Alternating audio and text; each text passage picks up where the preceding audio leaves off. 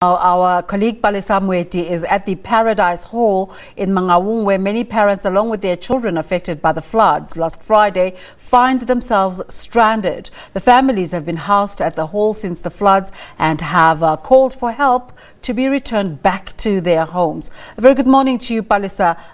What can you tell us this morning?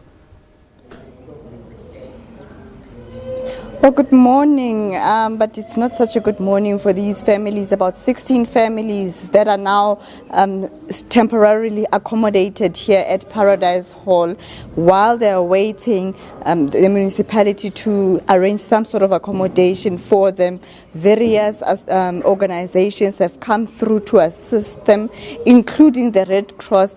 But spearheading this process is actually the religious organizations. But to talk to us right now, specifically about the children who today are unable to go to school, about 7 children are of school-going age. Their families obviously have lost everything they had in the storm. Their shacks totally flattened. All they have is literally the clothes that they managed to come out with. But most of, the clothes that have been brought here came from the community. But to talk to us right now is Mayor Mafalati Senoe from the Department of Education's Quality Learning and Teaching campaign. Ms. Senoe, how far is the process of getting these children schools? Out of the 7 learners, 5 they have the schools that they were attending last year. They will go back to their schools. Then we have 2 learners. We have already communicated with the principals from the 2 secondary schools in Manguang. So we are just waiting for the documents of the learners so that we complete the process of admission for the 2 learners. But hopefully by Friday, all the learners will be at their different schools. But now, these kids are from Palesa Moeti. That's where the disaster happened. Paradise Hall and Palesa Moeti are very far from each other. In terms of transportation, how are they going to get to the schools that are supposed to be close to where their homes would ultimately be from here?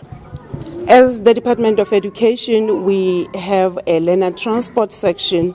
We will temporarily arrange transport for these learners to be at their different schools.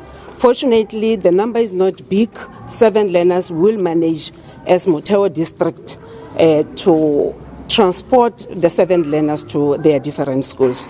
We are just waiting for uniform. Hopefully, by the end of today, we will have uniform from the different stakeholders. Then by Friday, all the learners, they will be at their different schools. Thank you very much, Mayor. And then right now we are joined by Claudia Manguang. She's the provincial manager of the Red Cross. You have been on the ground from the beginning when the storms, started to displace them, basically when they lost everything. Yeah. Tell us what happened then. What happened was we actually activated our volunteers to go and conduct assessment, and they have managed to actually finalize the assessment whereby we came to a number of 432 households that have been affected. And what we have been doing is we have been providing hot meals on a day-to-day basis, breakfast, lunch and dinner with our partners ShopRite, and we also brought some food parcels. We distributed some blankets as well as mattresses as well. And as part of this, we'll be providing services, because as you know, that Red Cross is an auxiliary to government, not only focusing on disaster management alone, but also have health and care services. So today we actually at Motabi, whereby we'll be bringing the district office from the Department of Health to provide health services, because there are those who were taking their treatments that they got lost somehow. And then we also have Home Affairs, because there are those people that lost their own documentations, so they will be assisted there today. So we'll continue in assisting the people in this area.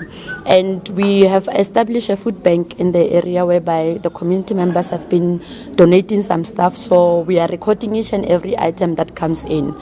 And we are also pleading to the community and companies outside that if they can assist us, mostly when it comes to the children with their school uniform, that will be wonderful, because some of them, they are staying, even not those that are here, those who are still at Palesa Moeti, they are without uniform as we speak. So we are making a plea that if there's any contribution, they can just get in touch with our head office, South African Red Cross Society.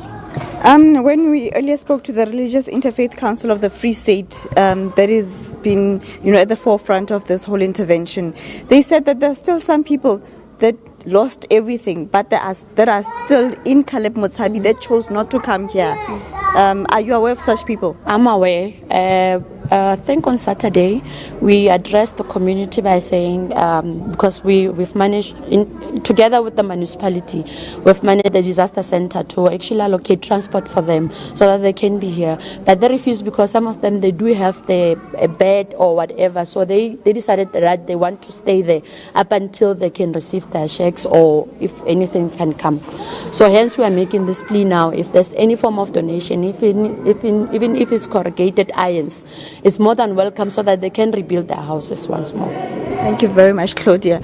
So actually this means that right now in Palesa Moeti there's people that are literally without shelter, but that are just there to guard, the few belongings that they still have. And it also means that besides the 7 learners that we have here, there might be more children in Palesa Moeti that have been affected obviously by the storm that we had on Friday, and that are still also facing a situation where they are unable to go to school because obviously they don't have uniform, and also maybe some of them were hoping to be registering themselves at new schools today. And having lost all their documentation, it means that it's back to square one. It's really a sad situation here in Bloemfontein for some families today, where children are supposed to be going back to school for the 2020 academic year. But with that, it's back to you in studio. Thank you there to our colleague Palesa.